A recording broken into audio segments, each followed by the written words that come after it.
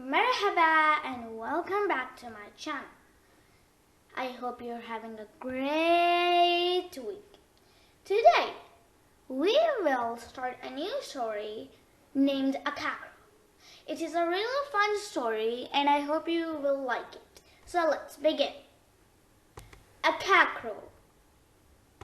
Deep in the West African jungle, there is a circle of tall stones.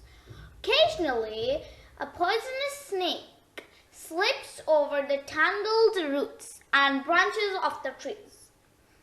At other times, a red-eyed toad stares at the huge stones with its bulging red eyes. Towards evening, a few deer come to drink at the nearby river. But these days, nobody lives there and very few people go there. This mysterious place is called Akakro. If you stand very still and listen very carefully, you may hear a tiny whisper in your ear. Do not go to Akakro on your own. If you go, you will know people of stone. Why do you think nobody lives in Akakro? We will find the mystery that why doesn't anybody live in Akakro?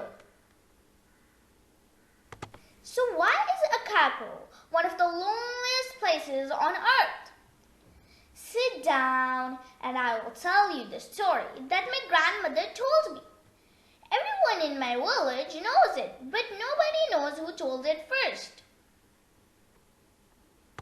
Many years ago, Akakro was as prosperous than all the neighboring villages. The nearby jungle was rich in nutritious fruits and nuts. The water in the well was sweet. The river was full of fish, and many families kept small herds of goats.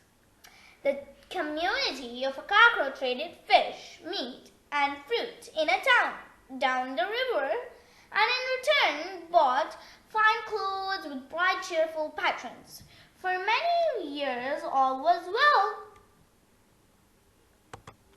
Then one evening, a serious boy with old torn clothes walked out of the forest. His face was thin and his eyes were dark with hunger and thirst. Nobody knew where he came from. Where do you think the boy came from? Where were his parents? Now you will tell me this in the comment section below. He went to the first house and knocked on the door. A man opened the door and gave the boy a suspicious look. "What do you want?" the boy cried. "I'm hungry, thirsty, and cold. Can you please give me some food to eat and some water to drink and perhaps some clothes to keep me warm?" "Do you want my house as well?" snapped the man. "I've never seen you before. You're a stranger, and you have the nerve to ask for all these things. Get away from my house!" Furiously, he shut the door. The boy struggled on to the next house. A young woman with colorful clothes answered his knock. She was carrying a plate of steaming vegetables. They looked delicious. This time, the boy asked for less than before. "Could I trouble you for some food to eat and water to drink?" he pleaded. Well, she helped the boy and went. Remember, real charity means giving people our time as well as money and things. "I worked hard to cook this dinner," snapped the woman. "Why should I give it to you? What can you give me back except an infectious disease?" She gave a nasty laugh and closed the door. The exhausted boy staggered to the third house. This time, a couple opened the door. He nervously asked, "Would you kindly give me a glass of water?" "Don't be nauseous."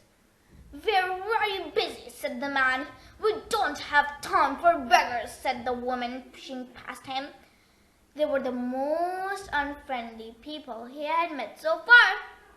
He went to every house in the village, but nobody helped him.